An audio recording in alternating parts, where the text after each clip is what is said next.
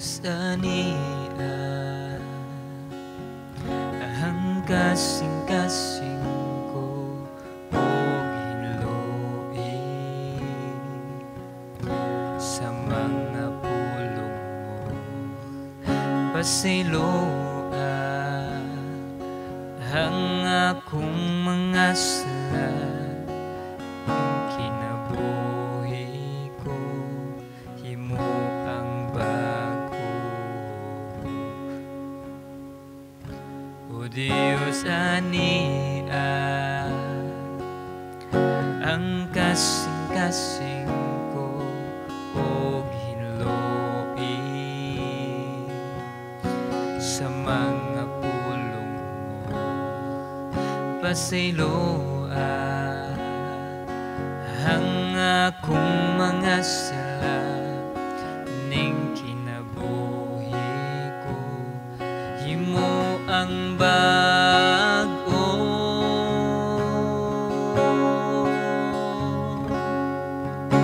ayaw akong isalikoy ug ayaw ipahilayo kanako ang imong Espiritu Santo ihatag kanako ang kalipay tungod sa kaluwasan nga ihatag mo kanako og ligona og himo ang masinugtanon kanimo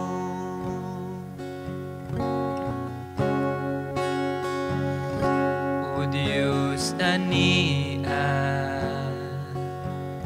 ang kasing-kasing ko og hinluin sa mga pulong mo pasiloa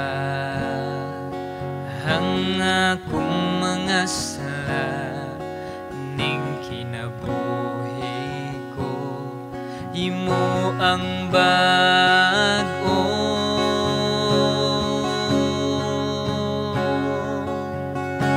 ayaw akong isalikoy ug ayaw ipahilayo kanako ang imong Espiritu Santo ihatag kanako ang kalipay tungod sa kaluwasan nga ihatag mo kanako og ligona og himo ang masinugtanon kanimo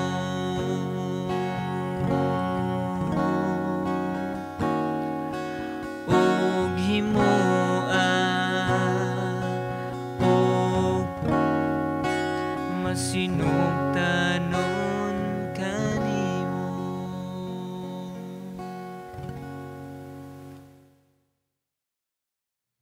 Mayong adlaw kanatong tanan. Salamat sa inyong pagpadayon gyapon og tanaw diri sa ato ang online nga service diri sa Cebuano. Naata sa Lucas gihapon nga series pero karon adlaw mag natay series break. So hisgot ta lain nga topic nga wala sa Lucas. So kung namoy mga Biblia, pwede ko abli diri sa ikaduha nga Timoteo kapitulo 2 bersikulo 1 ug 2. Akong usbon ikaduha nga Timoteo kapitulo 2 bersikulo 1 ug 2. So ako gyapon siya basahon in English, i-translate na siya in Cebuano. So ang pulong sa Ginoo gaingon diri sa ikaduha nga Timoteo. Timothy, my dear son, be strong to the grace that God give you in Christ Jesus. You have heard me teach things that have been confirmed by many reliable witnesses. Now teach this truth to other trustworthy people who will be able to pass them on to others. Ngambot na? Labing gamhanan og dalaygon na mga Dios. Salamat kay Ginoo. Laing adlaw na pod nga gihatag kanamo. Tin makatuon mi sa imong pulong Ginoo. Ang gihapon Ginoo nga hinawta imong balang Espiritu Santo may magauban, mo ay magatudlo, matuto sa mga tagsa-tagsa nga hunahuna, maghikap sa mga kasing-kasing, maghatag ka na mong kausaban Ginoo, hinawta Lord nga kung unsa man ang imong ganahan namong makatunan karong kabutagon, karong adlaw, hinawta Lord nga among ma-apply na nga paagi Ginoo, mahimaya ka sa mga kinabuhi. Salamat kayo Ginoo, ngin Lord hinawta nga kung asa mi karon, naglingkod, nagbarog, naminaw, hinawta Lord nga imo ming tagaan og maayong panahon or oras nga nagminaw sa imong pulong. Hinawta Lord nga dili lang kini nga among madunggan og makatunan akong yampo Ginoo nga amo gining ibuhat Ginoo ang tanan imong ganahan ipabuhat sa mga. So salamat kay Ginoo sa tanan, kini tanan ang gipangay pasalamatan sa ngalan ni Jesus. Amen. Ngayon may adlaw kanato no. Pasalamat ko sa inyong padayon gyapon og tan-aw diri sa ato ang online service sa Cebuano. Sukad pag pandemic hantud karon nagsige gyapon og sunod. So karon naata sa ikaduha nga Timoteo kapitulo 1 ug 2. So mag-break ta sa ato ang series nga sa Lucas. So kani nag-highlight ni sa kinabuhi ni Apostol Pablo og ni Timoteo. So si Apostol Pablo atong naibawaan, atong nailhan nga usa siya ka scholar or nagtuon siya sa gitawag nila balaod. Muna ang ilahang Biblia sa una balaod, ang law ni Moses ang balaod nga gikan ni Moises. So muna ang gitunan ni Apostol Pablo. So nitabo kaning sa iyang pagtuon ani more nahimo siyang mura iyang gituhuan iyang gikuan. So pag-abot ni Kristo, pag-abot sa mga disciples ni Kristo, wala kaayo nakadawat dayon si Apostol Pablo nga mo'y sakto kay nagtuo siyang iyang gitunan mo'y sakto. So ang iyang gibuhat, iyang gipang persecute or iyang gipang litis ang mga mutuo ni Hesukristo kay dili ka lagi tinuod si Hesukristo daw. So present siya katong kang Stephen, pagkamatay ni Stephen naa si Apostol Pablo ato. Unya antod naabot ang time nga ganahan siya nga iyang ato siya Damascus, iyang ipalakad mga papeles para maligal ang iyang pag persecute or pwede mapriso ang mga Kristohanon kung magisgot sila about ni Kristo. Pero pag adto niya sa Damascus, ang nahitabo, nanay siya sa Acts 9, ang nahitabo, nagpakita ang Ginoo niya dito siyang dalan, nabuta si Apostol Pablo, o moto'y nahitabo dito ang conversion ni Apostol Pablo. So, si Apostol Pablo, fast forward sa atong passage karon, atong makita nga naana siya yung mga gipang disciple mismo na himo na siyang matarong mangsusunod ni Hesukristo. So naana siya yung mga nagsunod pod niya ug usa na si Timoteo. So karon magisgot ta sa ilahang mga kinabuhi no nga unsa sila nga isip nga estudyante ug unsa pod sila isip nga mantutudlo. So sa ato ang kinabuhi kung sa dihang atong gidawat si Hesukristo nga isip na ato ang Ginoo og mangluluwas, mabot gyud ang punto nga kita mahimot ang mga estudyante. Kailangan nga mahimot ang estudyante sa pulong sa Ginoo og sa Ginoo mismo. Kumbaga, di mahimo tang mantutudlo dayon kung wala tay gitawag og kanang wala ta nag-learn or wala ta na himong estudyante, di ba? For example, sa profession nato karon, for example, nagtrabaho ta sa corporate world or nagtrabaho ta isip nga maestro, engineer baron, or unsa to natapos, muskwila ta para natay makatunan, di ba? Niskwila ta kay para natay matudlo pod. Pero wa ta nagpabilin nga mahimong estudyante. Di padayon ta para mo mahimo tang or mo lampos ta sa atong giskwilahan. So again, naay phase or naay panahon sa atong kinabuhi nga himo tang estudyante, pero nasa yung panahon nga himo tang mantutudlo. Pero dito kaingon nga di man ko mantutudlo, wala man jud ko nagtudlo, wala man ko nagdag Bible study, di ko pastor, di sa go leader sa church or inana. Pero sa bisag unsa nga paagi nahimo tang mantutudlo. Like for example, atong kinabuhi. Namantay mga anak, natay atong manghod. Di ba? Di man na mahimo nga wa gid tay matudlo nila. Nagtudlo gid ta. So kumbaga, kitang tanan nagtudlo. Pero karon atong tan-awon nga naa di ay mas dako nga pagtawag ang Ginoo sa tuwa. Mauna ang pagtudlo or gitawag na to sa term sa Bible, mag-disciple or mahimong discipler. Kitang tanan gitawag ana sa Matthew nag-ingon dito nga kitang tanan gikinahanglan nga moadto sa kalibutan to make disciples. Kung kita nituo og ni dawat sa Ginoo og i-consider nato atong kagalingon nga Kristohanon, ikaw usa ta sa gitawag nga mahimong gikan sa disciple ni Christ, mahimong discipler. So mo na nahitabo ni Apostol Pablo og ni Timoteo. Mo ni atong tan-aw ng ilang sample, ilang kinabuhi para makita nato unsay angay nato sundon ug unsay angay natong buhaton. So una, si Apostol Pablo nahimong estudyante. Excuse me. Nahimo siya estudyante. Estudyante siya mismo sa pulong sa Ginoo o estudyante siya mismo ni Jesucristo. Ug nasa siya mga gitawag na itong mga mentor ng tabang ni Apostol Pablo. Pero ito makita dira nga sa iyang pagka-estudyante, diligent siya or kanang gitawag na ito, iyag yung gahinan og oras ang pagtuon sa pulong sa Ginoo. Mga murag inana bitaw ang pagino. Like for example, atong hunahon ang ato ang kinabuhi sa una nga isip nga estudyante. Di ba mahimo nga wala ta nagtuon sa atong mga subject. Kung dili na magtuon sa atong mga subject, di man na makapasar. Diba? Bisag science pa na, English pa na, or math na, kinahanglan yan. Labi na kumato na kita sa college, mga lisod-lisod na gid mga subject. Sa math, muna, husay di ta katug, magtuon ta, magbuhat ng project, inana ang estudyante.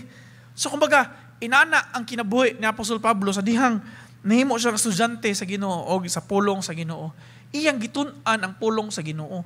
Kita, sama sad, nga hinaut ni Apostol sama ni Apostol Pablo hinaut kita sad nga mahimot ang estudyante ato apong gahinan ang pagtuon sa pulong sa Ginoo. Ang problema karon sa mga Kristohanon or sa mga katawhan, especially yung tawag lang kagalingon nga followers sila ni Christ or Christian sila, kay wala gyud nagtuon sa pulong sa Ginoo.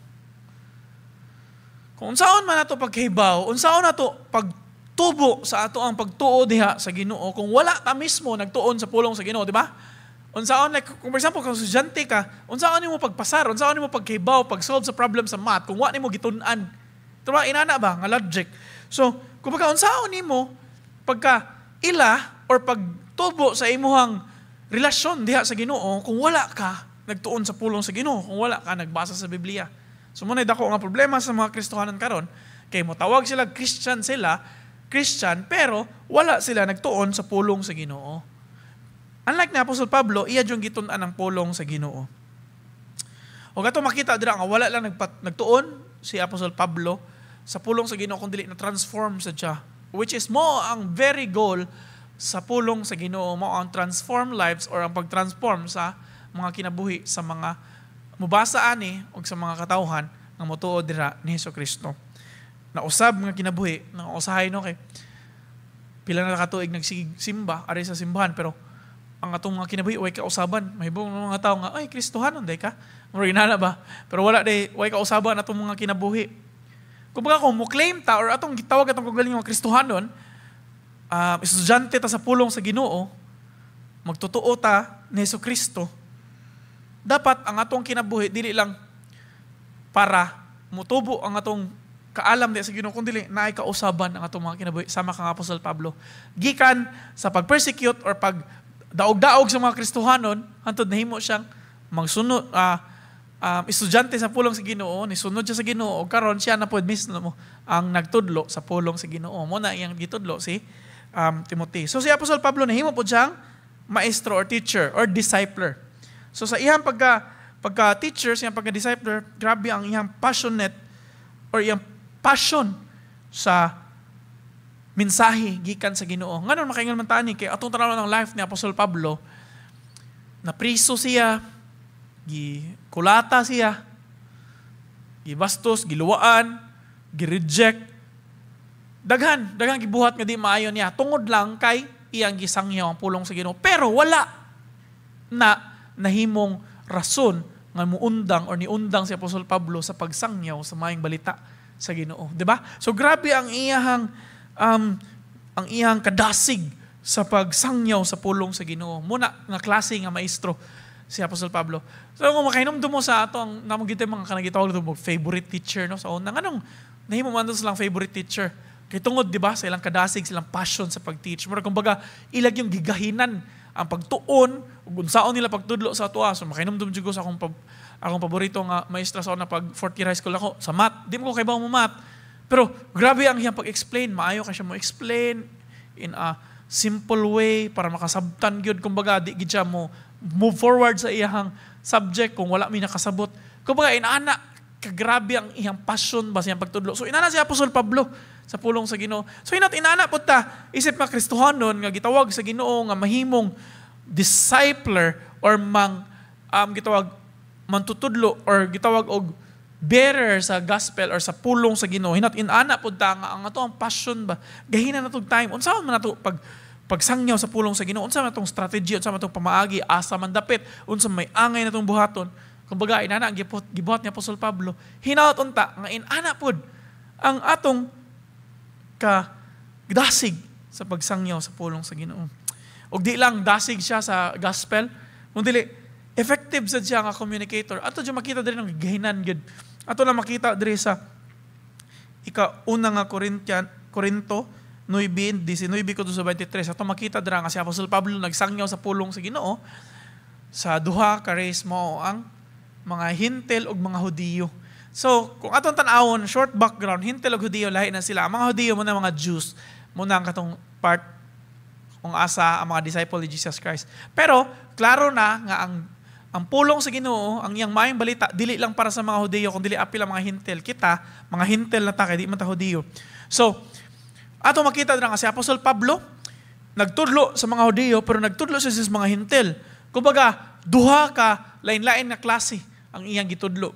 Kumbaga, kung sa ato ang panahon ron, kung for example, ari sa Asia, Pinoy, nagtudlo kag Pinoy, muna ang base na nga kuha ni Apostol Pablo, kay Hudiyo man siya, so Pinoy, Pilipino yung gitudlo, nagtudlo po siya og Japanese, kumbaga, kung diri sa ato ang setting karon, nagtudlo siya sa mga Hintil, so dili mga Hudiyo, so kumbaga, nagtudlo sa Pinoy, nagtudlo po siya dili Pinoy, or either Chinese ba na, or Japanese, or bisag unsa. Pero grabe no, kay makakommunicate siya sa both, iyang nasangyaw ang pulong sa Ginoo sa both. So ito makita dira nga effective siya nga maestro. Nagtuon gid siya sa iyang mga materyales. So mga usay kita no, di man ganita magtuon din, nagita mo share sa pulong sa Ginoo. Kumbaga inana nga effort ba.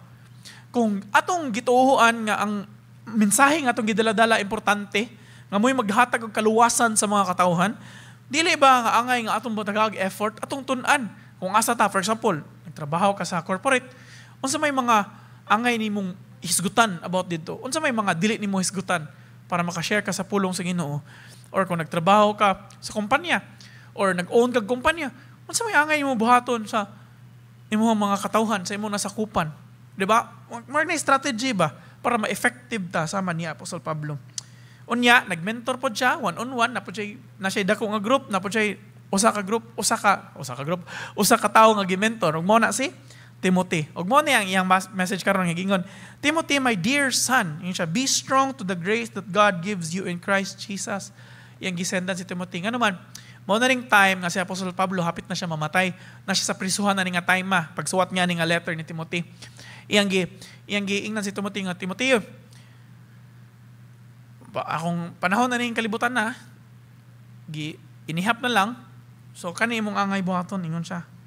Siya nakadungog mangiganako nga nagtudlo ko, yan na si mga tao, nakadungog sa sila, gingon sa sila nga sakto akong gitudlo. Ingon siya, now karon ikaw na pod ang magtudlo aning kamatuoran, ingon siya ngadto sa mga kasaligan nga mga tao para kaning mga kasaligan ng mga tawhana nga imong tudloan, sila pod magtudlo pod sila sa lain. So nagmentor si Apostol Pablo ni Timothy. O karon, more kumbaga iyan ang gipasa ang iyang baton. From iyang gihatag ni Timothy, karon man akong time. Moadto ko sa Ginoo, ikaw Timothy, padayon ka sa ato ang mga gipang tudlo. So ano ta ni Timothy? Kay since mana ni Apostol Pablo ato tang Timothy, ang kinabuhi as a estudyante, obedient kayo ni si Timothy. Kung makita dira sa kung imong basahon ang 2 Timothy, tibok 2 Timothy, obedient gid siya sa mga gipang tudlo ni Apostol Pablo niya, sa mga gipang sulti ni Apostol Pablo. Unya di lang kay obedient siya, but ditubo gid siya pagtuo. Sa iyang pagkaalam diya sa Ginoo ug siyang pagtuo nga naman kay pareha ni Apostol Pablo nagtuon sa jud siya sa pulong sa Ginoo. Kumbaga no, nasa like common pagtuon sa pulong sa Ginoo, which is mo'y angay unta nato nga sundon isip ng mga Kristohanon. Nakita sa mismo unta sama ni Apostol Pablo ni Timothy. Tun-an sa nato ang pulong sa Ginoo para motubo, mas mudako, mas mulig-o natong relasyon diya sa Ginoo ug atong kaalam diya sa Ginoo. Again, magkadako, magkanindot atong kaalam diya sa Ginoo, magkahuot, magkadako pod ang ato ang unsa man relasyon diya sa Ginoo. Unya gigamit sa gid niya ang iyang mga spiritual gifts, ang gitudlo ni Apostol Pablo niya. So ito makita dira nga, obedient gid si Timothy nga estudyante. Pero as a teacher, kinsa man si Timothy? Kaduha, ay una, faithful siya sa mensahe. Kumbaga, committed siya sa mensahe nga gitudlo ni Apostol Pablo niya gikan sa Ginoo nga karon nga iya pang gitudlo ang gospel. Unsa man nga mensahe? Mo siya ang iyahang gitawag na tog kumbaga foundation ba? Kumbaga mo ay nasa ilawom yun. Ug mo na ang gospel, ang mensahe nga gikan sa Ginoo. Unsa man nga mensahe? Mo na ang pag-ari ni Jesucristo, ang iyang pag-ari paghimog tao, ang iyang pagpakamatay, pag ikatulong nga adlaw, iyang pagkabanhaw, ug iyang pagbalik dito sa langit ug ang iyang pagsaad nga mobalik siya para kanato.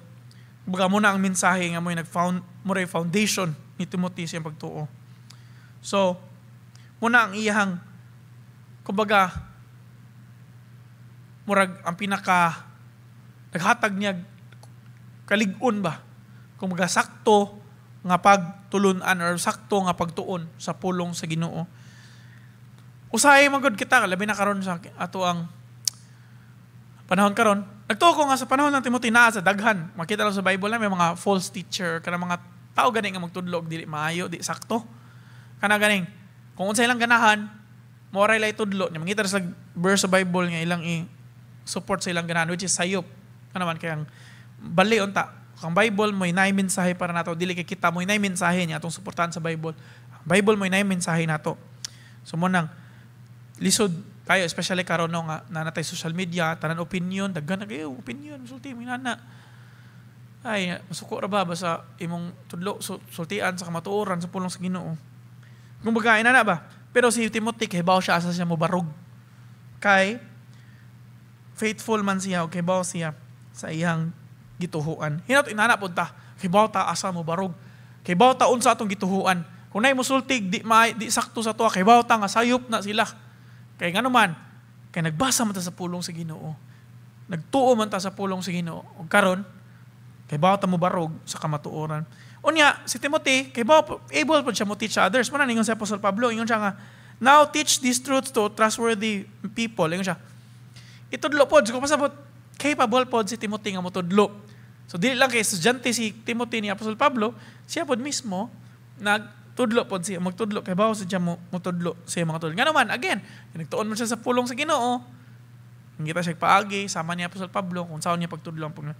Unya, lastly, ang iyang integrity, ang iyang pagkatao ba na makita nga Kristohanon gid siya. Dili lang puro storya. Usay ba mo may problema sa mga Kristohanon? Kakita storya. Makita mo storya, makita mo ingon nga, oy sayop mo sakto mi nani na. Patong kinabuhi, walay kausaban, walay kalainan. Ay, mo nang moingon sa mga tao, di sa ta-blame nila nga, di sa sila mutuo sa tong Ginoo nga naman, kaya itong mismo atong kinabuhi, wala man na kinabuhi anak, wala integrity. Pero kang Timoteo o si Apostol Pablo, ilan ang ipangatahan. Muna, ang challenge po nato, isip ng Kristohanon, nga, ma-maintain na to ang sakto nga karakter ba, nga uyon sa kabubuton sa Ginoo.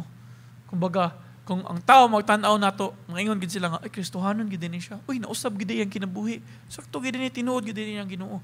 Kumbaga mangingon ang mga tao ba nga, uy, nindot lagi na imong Ginoo kay nag-usab na sa imo. Pwede makibaw ka na imong kinsa na imong Ginoo. Kung mag-inana ba nga kinabuhi. Ambot kung naka-experience mo ana kanay tawo ningon ninyo nga, uy, buutan lagi kay ka. Kusog lagi jud ka mo tabang mo na. Kumbaga tungod kay ganahan ta nga ato ang action pod nagtudlo pod sa mga katawhan. So muna ang kinabuhi ni Apostol Pablo ni Timoteo. Kung paano ito makita, din itong tanawon, nga si Apostol Pablo, gikan pagka-maestro, na siya estudyante, daghan, karon sa itong gibasa si Timoteo. Pero karon si Timoteo, estudyante sa pulong sa Ginoo, pero nabot ang time nga magtudlo po siya. Pero pasabot hanga, nag-undang siya tuon sa pulong sa Ginoo, pero nagtudlo na siya. Unya ningon si Apostol Pablo nga di lang muhunong dira, ingon siya nga, teach this, itudlo pod ni sa mga masaligan nimong mga tao nga naman, kay para sila pod, ila pod na itudlo. Kumbaga, gasugod sa Ginoo, ato sa mga disciple, Apostol Pablo, karon ni Timothy sa iyang mga iyapong gipong tudloan, kumbaga naay cycle, naay tuyok ba? Ato makita nga nagtudlo na estudyante, tudlo estudyante, kumbaga kumay mo si estudyante, na mo na siya matutudlo, nagtuyok-tuyok siya. O kita nga Kristo nang dapat parta anak nga cycle. Imagine, tanawa ni nga picture. Ang Ginoo si Jesucristo nagtudlo sa iyang maayong kabalita. Gipasa sa mga disipulo, apil na si Apostol Pablo. Si Apostol Pablo nagtuon sa pulong sa Ginoo para na siya matudlo, iyang gitudlo ni Timoteo, based atong gibasa, pero daghan pa siya gitudloan. Karon si Timoteo nagtuon pod sa pulong sa Ginoo. Karon si Timoteo iya pang gitudlo sa lain nga mga katawhan. Katong mga nagtudlo pod. Sila nagtuon pod sa pulong sa Ginoo, gitudlo pod niya atod sa mga tawo nga makatudlo pod. Antod halala antod pila ka tuig nalabay naabot sa atong panahon karon murang naata diri karon kanay tungod ani mga tawhana ilang gipadayon ang mensahe sa Ginoo. What if na itaw dito kami nga di nako mundang nako nahunong na stop ang cycle. Pero karon naana nato ang challenge, naana nato ang mensahe. Ang challenge nato karon padayonon ang cycle nga kita nahimong estudyante sa Ginoo sa iyang pulong, karon kita pod ang magtudlo sa mga katawhan. So ang challenge nato karong kabuntagon, atong unaon, kinsa man ang angay natong i-disciple or tudluan. Whether imong anak, classmates imong anak, kauban sa trabaho, imong amo baron, imong sangyawan sa pulong sa Ginoo, pero kana no na kinsa man asa makagibutang sa Ginoo karon. Unsaon man nimo pagpadayon ang pagtudlo. Pero again, take note sa giingon niya, trustworthy man mga masaligan ng katawhan para sila pod mismo mo tudlo pod sa mensahe nga gikan sa Ginoo. Again, naay cycle gikan ni Jesucristo hantod naabot nato karon. Hinaut unta nga kita isip nga Kristohanon di nato puton ang cycle kun dili atong padayonon. Kinsa may nagtudlo nato, pasalamat ta sa Ginoo sila mga kinabuhi karon ato ang time nga mo tudlo og mopadayon sa cycle. Basi may ngumwa, kay ba pastor unsa akong buhaton? Imposible, di ba? Kay Apostol Pablo pa, kung unsa ang ako ang nadawat gikan sa Ginoo, mo sa akong gihatag ninyo. Kumbaga, kung unsa ato ang atong nakatunan, no, Sunday or atong nabasahan sa Bible study, mo sa natong ihatag sa uban, mo sa natong itudlo. Kay the same mensahe nga gikan sa Ginoo nga angay natong palayonon sa pagsangyaw. So imposible gyud nga mo kay bawo inana rason na alibay na nga di gidaganahan. Pero again, kung kita Kristohanon atong hunaon, kung kita gitawag na musangyaw, na magtudlo, na mag-make disciple, kung asa man ta, ibutang sa Ginoo. Inutunta kani nga pulong, atong kabuntagon man naghatag natong inspiration para mapadayon sa pagsalig, pagtuon sa pulong sa Ginoo, o pagsangyaw sa maayong balita, o pagtudlo sa mga tao sa kamatuoran, mga gugma ni Jesucristo. Magabot lamig ang mahal na nagdalaygo na mga Diyos. Salamat kay Lord sa adlaw nga maghihatag ka na mo. Salamat Ginoo, nga imong pulong nagapainomdom ka na mo Ginoo. Bisan pa man sa pinaagi sa kinabuhi ni Apostol Pablo ug ni Timoteo Ginoo. Amo makita nga ikaw na mensahe nga importante kaayo, pero nag-cycle, nagpadayon tungod sa mga faithful nimo nga mga servant. Akong giampo Ginoo nga kami mismo usa sa imong mga faithful nga servant, Lord. Mapadayon kung unsa imong gisugdan, pag mapadayon sa pagsangyaw sa mensahe nga diin among nadawat rasad Ginoo sa mga nagtudlo namo, kami hinatunta karon ang matudlo pod sa uban. Salamat kay Ginoo sa tanan bisan Lord sa among pagtapos. Hinauta Lord ang imong buhi nga ngalan may mabayaw ug mahimaya diha lamang kanimo. Kining tanan Lord ang gipangayag gipasalamatan sa ngalan ni Jesus. Amen ug amen.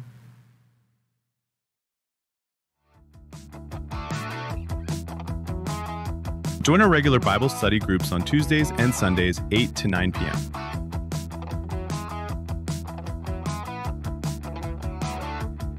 As well as a time of fellowship and encouragement with fellow believers. Whether you've got a toddler, a grade 4 to 6 adventurer, or a grade 7 to 12 teen, our Sunday school has a spot just for them. Drop in at 10 a.m. to see classes where every age learns, plays, and grows together. Thank you to those who have helped make the Barilli renovation a reality. We've currently raised around 62% of the target $50,000 amount. The fundraising is still ongoing to complete the project. Let's finish this together as one church family. We are in need of helping hands for our upcoming TLCC Kids Fun Day, happening on November 8th. We are inviting kids ages 2 to 16 years old to join us for some fun activities. Limited slots only. Register with a fee of 200 pesos. Contact Sister Steph Wong for more details.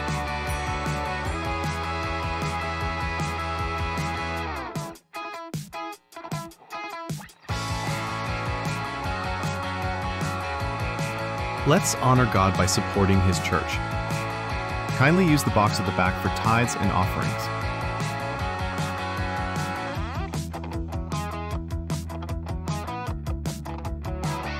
Follow our Facebook page to stay updated on church activities.